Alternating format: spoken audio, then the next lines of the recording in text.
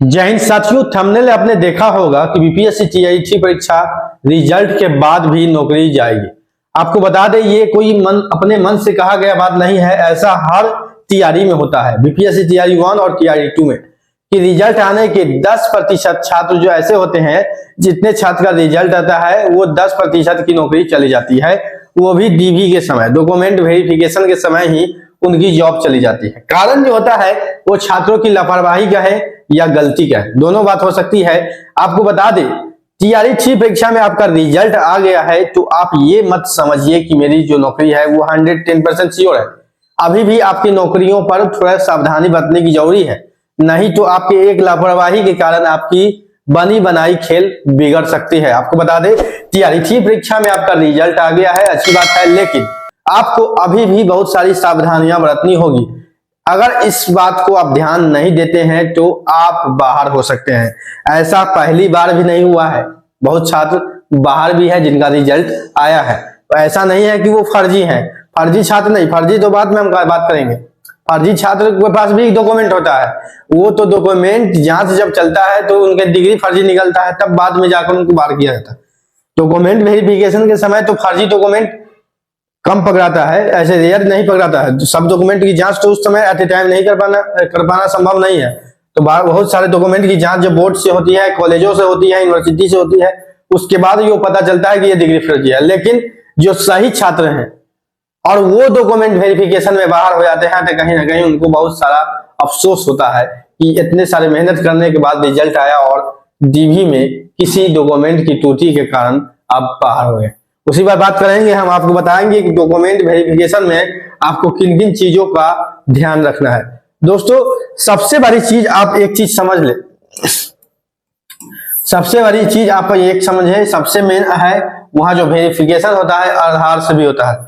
आधार से होता है तो आधार में आपका मोबाइल नंबर सबसे पहले अगर नहीं जुड़ा हुआ है तो आधार में नंबर को लिंक करवा लें। अगर आपने अभी तक मोबाइल नंबर आपका लिंक नहीं है आधार में तो मोबाइल नंबर को लिंक करवा लेंगे, क्योंकि आधार नंबर पर आपका ओटीपी आएगा। आधार से जो नंबर मोबाइल नंबर लिंक होगा उस पर ओटीपी आएगा। तो इस चीज को आप पहले ध्यान में रखेंगे कि आधार नंबर आपके मोबाइल नंबर से लिंक होना चाहिए और वो मोबाइल चालू होना चाहिए और वो मोबाइल आपको ले जाना है डॉक्यूमेंट वेरिफिकेशन स्थल पर। ठीक है, एक चीज और है कि अभी डॉक्यूमेंट वेरिफिकेशन कहाँ होगा ये श्योर नहीं है। कारण जो है, अभी जिला अलॉट नहीं किया गया है। पहले तो जिला अलॉट बीपीएससी कर देती थी रिजल्ट के साथ, तो ये कंफर्म हो जाता था कि हमारे जो है इस जिला में जाना है, हमको इस जिला में जाकर डॉक्यूमेंट वेरिफिकेशन कराना है डीआरसीसी ऑफिस में। अभी तक जो डॉक्यूमेंट वेरिफिकेशन हो रहा है वो डीआरसीसी ऑफिस में हो रहा है, जिला निबंधन कार्यालय। जिस जिले में है उस जिले के जिला निबंधन कार्यालय में जाकर आप डॉक्यूमेंट वेरिफिकेशन करवाते हैं। लेकिन अभी जो बहुत इंपॉर्टेंट है कि अभी जिला अलॉट नहीं किया गया है। जिला अलॉट पहले किया जाता है या सभी को अपने अपने जिला में डॉक्यूमेंट वेरिफिकेशन कराने के बाद अलॉट किया जाता है, ये दो बात हो सकती है। अभी इसकी संभावना है, ठीक है, हो सकता है पहले शिक्षा विभाग जिला अलॉट कर दे या डॉक्यूमेंट वेरिफिकेशन के बाद अलॉट करे, दोनों बात हो सकता है। तो इस चीज को अभी ये थोड़ा चीज ये सस्पेंस में है, पेंडिंग में है। अभी इस पर कोई भी अपडेट शिक्षा विभाग ने नहीं दिया है कि जिला अलॉट किस प्रकार किया जाएगा, आफ्टर डॉक्यूमेंट वेरिफिकेशन या बिफोर डॉक्यूमेंट वेरिफिकेशन, ये दोनों बात हो सकती है। ठीक है, तो आधार नंबर आपका आधार नंबर में मोबाइल नंबर लिंक होना चाहिए। और दूसरी चीज है कि आपने एनसीएल बनाया होगा, ठीक है, ओबीसी वाले छात्र बनाते हैं, ओबीसी ईबीसी वाले, और ईडब्ल्यूएस बनाया होगा। ठीक है, ये दो डॉक्यूमेंट बनाए होंगे, जिनका ईडब्ल्यूएस है एनसीएल है, दोनों बनाए होंगे, आवासीय भी बनाए होंगे। तो आप एक चीज समझे, जब आवेदन इसका लगभग फरवरी 2024 में हुआ था, इसका जो आवेदन हुआ था टीआरई 3 का वो फरवरी में हुआ था, फरवरी 2024 में हुआ था। तो बहुत सारे छात्र तो फरवरी में नया बनवाए होंगे और बहुत सारे छात्र जो होंगे वो पहले से रखे होंगे, जिनका डॉक्यूमेंट का 1 साल पूर चुका होगा। 1 साल पूर चुका होगा तो उनको ये लगता होगा कि मेरा डॉक्यूमेंट जो है वो एक्सपायर कर गया है, जिसकी वैलिडिटी डॉक्यूमेंट की एक्सपायर कर चुका है। एनसीएल, एडब्ल्यूएस, आवासीय, जातीय, जो भी डॉक्यूमेंट आपका आरक्षण से संबंधित है उसका डॉक्यूमेंट का जो डेट है वो एक्सपायर कर चुका है। लेकिन आपको हम बता दें ऐसा नहीं है, जो भी डॉक्यूमेंट आपने अपलोड किया है इस फॉर्म भरने वक्त फरवरी 2024 में बीपीएससी टीआईटी परीक्षा का जब आवेदन हुआ था, उस समय जब आपने जो भी आवेदन करने वक्त आपने आवासीय प्रमाण पत्र, जाति प्रमाण पत्र, ईडब्ल्यूएस या एनसीएल प्रमाण पत्र आपने लगाया है, वही एनसीएल ईडब्ल्यूएस लेके जाना है, जिसकी ओरिजिनल कॉपी होनी चाहिए, जिसकी ओरिजिनल भी आपको कॉपी होनी चाहिए। दोस्तों आपको बता दें 2 सेट जीरोक्स का जरूरी होता है। 2 सेट जो है आपका जीरोक्स, 2 सेट आपको जीरोक्स लगेगा और 1 सेट आप ओरिजिनल ले जाएंगे। ओरिजिनल डॉक्यूमेंट, 1 सेट जो है ओरिजिनल डॉक्यूमेंट अलग फाइल में बना लेंगे। जो भी डॉक्यूमेंट आप पेश करेंगे, अपलोड किया है या जिसका भी जीरोक्स करवा रहे हैं, उसका 1 सेट जो है वो ओरिजिनल लेके जाएंगे। एक आईडी कार्ड की आवश्यकता होगी, जो कि आधार कार्ड के रूप में आप इस्तेमाल कर सकते हैं, आधार कार्ड के रूप में इस्तेमाल कर सकते हैं। इस जीरोक्स को फाइल में बना के ले जाएंगे, अच्छे से फाइल में रख लेंगे कागज, क्योंकि कागज तो आप ही का है, इस चीज को समझ लें। उसके बाद बता दें एकेडमिक क्वालिफिकेशन जो आपने अपलोड हुआ है, आपको आधार, पैन में से एक आईडी हमने पहले बताया है कि कोई भी ले जा सकते हैं, ठीक है। आरक्षण संबंधित प्रमाण पत्र है, जाति एनसीएल ईडब्ल्यूएस, ठीक। दिव्यांगता प्रमाण पत्र आपका ओरिजिनल होना चाहिए, सिविल सर्जन से वेरीफाइड होना चाहिए। इस चीज को भी देखेंगे, बहुत सारे जो छात्र होते हैं वो दिव्यांगता प्रमाण पत्र फर्जी तरीके से बनाते हैं आरक्षण लाभ लेने के लिए। ये गलत नहीं है, बहुत सारे लेते हैं, ये कोई मनगढ़ंत बात नहीं है। बहुत सारे छात्र जो है वो बाहर भी हो रहे हैं, ठीक है। उसके बाद निवास प्रमाण पत्र है, जो आपने अपलोड किया है उस समय वैलिड, अगर आपके आवेदन करने समय वो वैलिड था, उसके बाद अगर रिजल्ट आते आते उसका टाइम पूछ चुका है तो ऐसा कोई बात नहीं। अभी तो सभी को लाइफ टाइम कर दिया गया है, लेकिन जो है अभी 1 साल चल रहा है, चलिए ठीक है। उसके बाद आपको देखें फ्रीडम फाइटर के लिए है, भूतपूर्व सैनिक संबंधित प्रमाण पत्र जो है वो लगेंगे।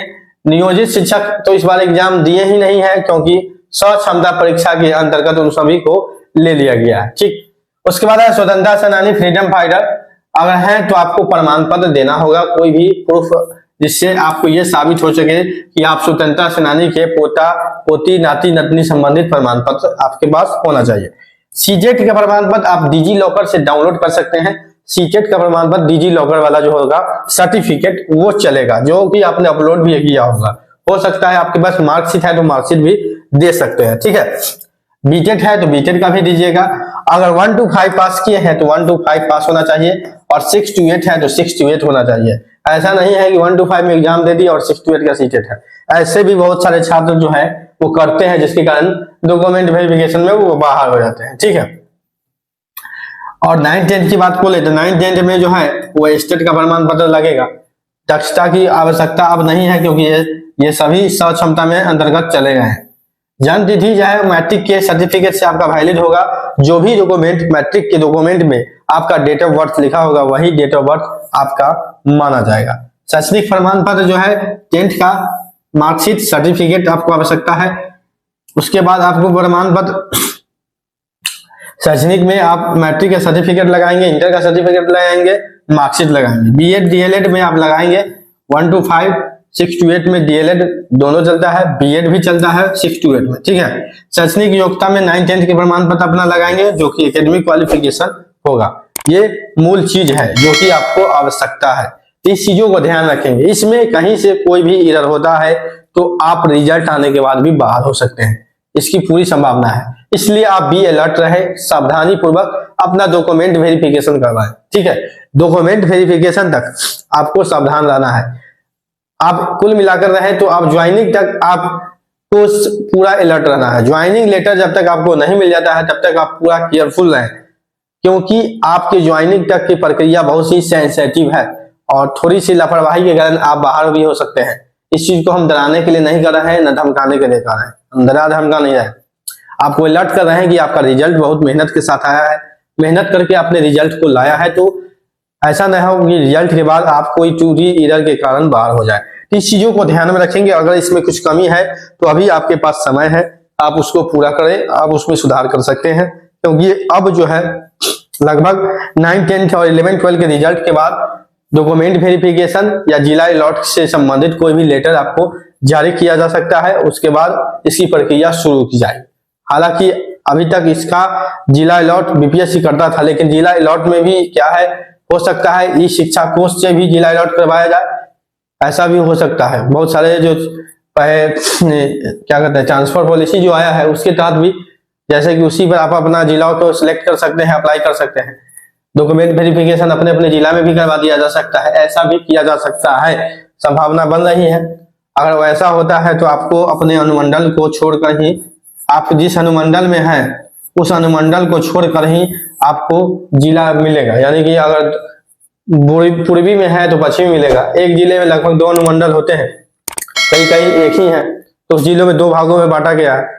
जैसे शिवहर छोटा जिला है, वहां एक ही है, ठीक है। तो इस चीज को भी ध्यान रखें। ज्यादा उम्मीद है कि डॉक्यूमेंट वेरिफिकेशन अपने अपने जिला में कराया जाएगा और ई शिक्षा पोर्टल से आपको जिला अलॉट किया जाएगा। जिला हो या अनुमंडल हो, उसके बाद आपको उस प्रखंड के अंतर्गत जहां भी भेजा जाएगा वो भेजा जाएगा। आपको ट्रेनिंग भी करवाया जाएगा 15 दिनों का, जो प्रोसेस है वो पूरा प्रोसेस आपको करवाया जाएगा। तो आप सावधान रहे। कोई भी क्वेश्चन हो तो आप कमेंट करके पूछ सकते हैं हमारे वीडियो में, कि कोई भी आपको डॉक्यूमेंट से रिलेटेड कोई इशू हो, कोई जानकारी चाहिए जो समझ में नहीं आ रहा है, तो आप हमारे वीडियो में कमेंट करके जान सकते हैं। उससे संबंधित कोई भी प्रक्रिया हम आपको बता देंगे। साथियों, बीपीएससी से जुड़ा हुआ या बिहार शिक्षक बहाली से जुड़ा हुआ या TRE4 की नोटिफिकेशन, उससे संबंधित कोई भी अपडेट जानने के लिए मेरे चैनल नौकरी इंडिया को सब्सक्राइब जरूर करें, वीडियो को लाइक एंड शेयर जरूर करें और अधिक से अधिक अपने दोस्तों के साथ शेयर करें। जय हिंद, जय भारत।